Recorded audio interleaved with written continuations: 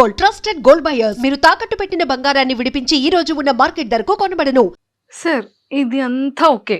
ఈ రిలేషన్, ఈ చేంజింగ్ అంతా ఒకటి. అంటే ప్రతి పిల్లలకి పేరెంట్స్ చాలా ఇంపార్టెంట్ కదా! ఎవ్వరు కొట్టినా, తిట్టినా, గొడవ పడినా, అలిగినా అమ్మ, నాన్ననే. అలాంటి అమ్మకి అంటే ఫోన్ ఏ టైంలో ఉన్నా లేకపోయినా భరణి గారి దగ్గర ఎక్కడ ఎలాంటి షెడ్యూల్‌లో ఉన్నా, ఏ టైం అయినా ఆఫ్టర్‌నూన్ మాత్రం ఖచ్చితంగా అమ్మకి కాల్ చేసి తిన్నారా అని అడుగుతారంట. ఏంటి అది? ఫాదర్ చనిపోయినప్పుడు ఇంకెవరు సెటిల్ అవ్వలేదు లైఫ్లో. ఆవిడ ఆయన సిస్టర్కి ఒక్కరికే మ్యారేజ్ చేశారు. అప్పటికి ఇంకా మేము అంటే ఇది ప్రపంచం అని చెప్పి తెలియదు ఇంకా. లక్కీగా మా అన్న జాబ్లోకి వెళ్ళాడు. సో ఒక ఏ బాధ్యతలు లేకుండా మేము ఇలాగే ఉండాలని చెప్పి రుద్దకుండా వాళ్ళు I can't say they are very rich. వాళ్ళకున్న దాంట్లో మాకు ఎప్పుడు ఏ ఇబ్బంది లేకుండా చూసుకునే వాళ్ళు. సడన్గా ఫాదర్ చనిపోయేటప్పటికి అన్నకి జాబ్ పరంగా వేరే చోట ఉన్నాడు. చెల్లికి మ్యారేజ్ అయిపోయింది కాబట్టి తన ఫ్యామిలీ బావగారాలతోటి. అమ్మ నేనే కదా, ఇంకప్పుడు అమ్మ నాతోనే ఉండాలి. అంటే డాడీ చనిపోయిన దగ్గర నుంచి 94 అంటే 31 ఇయర్స్. 31 ఇయర్స్ నాతోనే ఉందమ్మా. తను ఇప్పుడు అంటే ఏదో తనకున్న దాంట్లో ఫాదర్ ఏదో సంపాదించిన దాంట్లో అందరినీ వాళ్ళ నలుగురు తమ్ముళ్ళు చూసుకున్న దాంట్లో ఏ రోజు కూడా నాకు ఇది లేదు అని ఎప్పుడు అనిపించలేదు. అంటే ఏ రోజు కూడా నా ఆకలితో పడుకోనివ్వలేదు ఆవిడ. అండ్ అంటే అది నేను డెసిషన్ తీసుకున్న ప్రతిసారి అది రాంగ్ డెసిషన్ రైట్ డెసిషన్ నేను చెప్పలేను, కానీ ఒక పిల్లర్లా నిలబడిపోయింది. ఆవిడ స్ట్రాంగ్, మెంటల్లీ స్ట్రాంగ్గా నేను చెప్పలేను. బట్ నా విషయం వచ్చేటప్పుడు పర్టికులర్ నా విషయం వచ్చేటప్పటికి ఆవిడ మెంటల్లీ స్ట్రాంగ్గానే బిహేవ్ చేసేది నా దగ్గర. నేనున్నాను నీకు అన్నట్టు బిహేవ్ చేసేది. ఇది కావాలి, ఇది అవసరమైంది అని చెప్పండి ఏదో రకంగా తెచ్చేసేది. అది ఎలా తెచ్చేదో తెలిసేది కాదు. మేబీ తర్వాత తెలిసేది. తను గోల్డ్ ఏదైనా పెట్టేసి తెచ్చేదో, తను ఎవరి దగ్గర హ్యాండ్ లోన్ కింద తీసుకుని తెచ్చేదో తెలిసేది కాదు. కానీ బట్ ఇది లేదు అన్నమాట నోట్లోంచి ఎప్పుడు రాలేదు.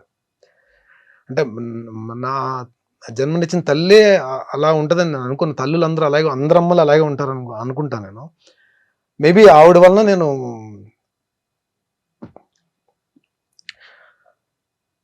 I respect. అందుకే నా లేడీస్ అంటే నాకు చాలా respect. That's the reason. Maybe my mother. Sorry, నాకు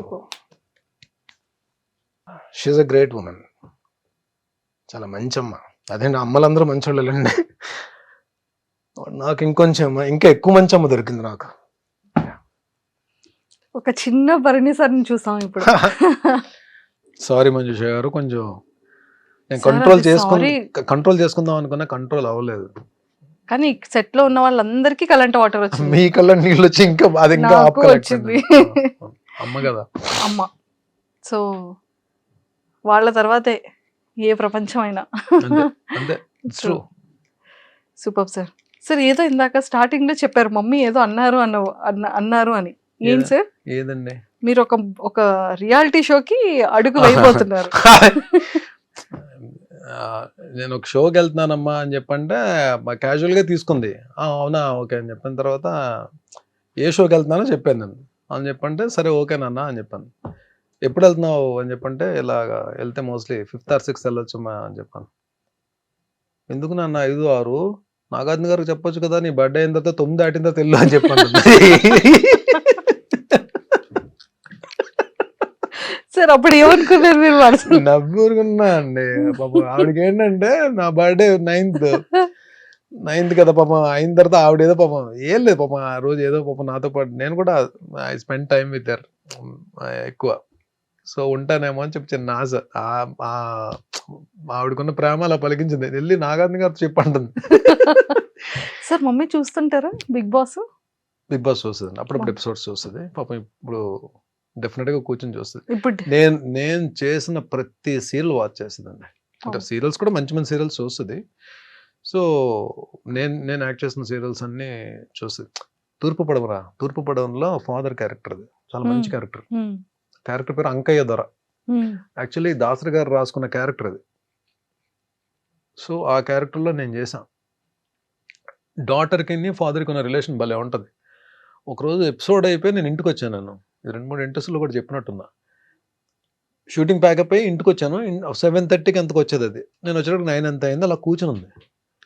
ఏమ్మా అంటే చాలా మంచి సీన్ అప్పుడే టెలికాస్ట్ అయింది. అద్భుతం రా, అంకయ్య దొర అక్కడ భరణి కదా, అంకయ్య దొర కదా క్యారెక్టర్ పేరు. ఉమ్, ఉమ్. అంకయ్య దొర తినేసాడు ఈరోజు. నాకు నెక్స్ట్ బర్త్ అంటూ ఉంటే అంకయ్య దొరకి కూతురుగా పుట్టాలని ఉందిరా నాకు అని చెప్పాను. నాకు అసలు గూస్ బంప్స్ వచ్చాయి ఆ కాంప్లిమెంట్ వినండి. ఆ మదర్ నుంచి ఆ మాట వచ్చేటప్పటికి అద్దరిపోయింది. ఏమీ చేశాడు రా అంకయ్య దొర మాత్రం. అసలు bond, relation between daughter and father అద్భుతంగా ఉంది. ఫాదర్ అంటే అలా ఉండాలి అని చెప్పాను. Super. ఫ్యూ కాంప్లిమెంట్స్, అవి లైఫ్ లో మర్చిపోలేని కాంప్లిమెంట్స్. సీతామహాలక్ష్మి, మా టీవీ స్టార్ మల సార్, అది సీతామహాలక్ష్మి. నిజంగా ఎంత మంది ఫేవరెట్ సీరియల్ కదా సార్ ఆ టైంలో. యా, సీరియల్ పీక్స్ లో ఉందని టెలికాస్ట్ అవుతుంది. వరుణ్ బాబుది ముకుంద ఓపెనింగ్ కి ఉమ్, ఉమ్. సార్ నాగబాబు గారు బిజీగా ఉంటే అన్నయ్య వస్తున్నారు వెళ్ళి రిసీవ్ చేసుకో అని చెప్పంటే నాకు లక్కీగా ఆయన్ని రిసీవ్ చేసుకునే అవకాశం దొరికింది. ఫస్ట్ టైం నేను మెగాస్టార్ గారిని చూడడం బయట. ఓ, ముకుంద ఆ. Film time. Okay. So Surekha ma'am, Aravind గారు, చిరంజీవి గారు వచ్చారు కార్లో. వెళ్ళి నమస్కారం పెట్టి రిసీవ్ చేసుకోవడానికి వెళ్ళాం. నన్ను చూసి గోపాల్ అని చెప్పి అన్నారు. ఆ సీతామహాలక్ష్మిలో నా క్యారెక్టర్ పేరు గోపాల్. గోపాల్. నువ్వు చాలా బాగా చేస్తావయ్యా, చాలా బాగా చేస్తాను, రోజు చూస్తాను సీరియల్ అని చెప్పి భుజం మీద చేసేసారు. అయిపోయిందండి. ఇంకా నేను ఒక్కటే అనుకున్నాను, చాలరా బాబు, ఇండస్ట్రీకి వచ్చి మనం ఏం సాధించామని ఎవరైనా అడిగితే మెగాస్టార్ భుజం మీద చెయ్యేసి నా సీరియల్ క్యారెక్టర్తో నన్ను పిలిచారు, రోజు నీ సీరియల్ చూస్తానని చెప్పి అన్నారు. ఇది ఒకటి చాలరా నాకు, ఈ మైల్ స్టోన్ చాలు అని అనుకున్న మనసులో. అంతా హ్యాపీ అనిపించింది. ఈ రోజు కండి బయట ఎక్కడైనా నేను కనబడితే చిరంజీవి గారు నా పేరు బర్నీ అని తెలుసు, బట్ హీ కాల్స్ మీ గోపాల్. గోపాల్ అని పేరుతో పిలుస్తారు. అది మామూలు మ్యాటర్ కాదు అసలు. True sir. అలానే సాయిధరమ్ తేజ్ గారితో కానీ, వరుణ్ తేజ్ గారితో కానీ. సాయిధరమ్ తేజ్ నేను మేమిద్దరం ఒకటే జిమ్, అపోలో జిమ్. నాకు ఒక తమ్ముడు, నిజంగా అంటే నాకు అన్నయ్య చెల్లి ఉన్నారు. ఒక తమ్ముడు ఉంటే ఎలా ఉంటుందో తేజ్ అలా ఉంటానండి. అసలు ఎంత అసలు ఏదో నన్ను ఎక్కువ తమ్ముడు ఒక అన్నయ్యని ఆట పెట్టిస్తే ఎలా ఉంటది, అంత సరదా ఉంటుంది. అసలు అంత ఎనర్జీ అంటే నన్ను చూడగానే గుడ్ మార్నింగ్ ఆఫీసర్ అంటాడు. నేను కూడా ఆయన ఆఫీసర్ అని పిలుస్తాను. ఆ ఎనర్జీ లెవెల్స్ కానీ అసలు మనసు ఎంత మంచి, ఎంత కల్మషం ఉండదు. అంటే తనకి మనుషులు అంటే చాలా అభిమానం అండి, చాలా ప్రేమ. అసలు అంటే ఒక్కసారి కానీ తను క్లోజ్ అయ్యారా సాయిధరమ్ తేజ్ మనం వదులుకోలేం. అంటే ఆయన ఎక్కడున్నా సరే మనకెళ్ళి పలకరించాలనిపిస్తుంది. ఈవెన్ దో స్టార్డమ్ వచ్చేసిన హీరో కదా, ప్లస్ ఇండస్ట్రీ అందరికీ కూడా ఒక పేరు ఉందంటే చాలా మంచి హీరో, మా హీరో సాయిధరమ్ తేజ్ అని అనుకునే హీరో. నిజంగా బంగారం అండి.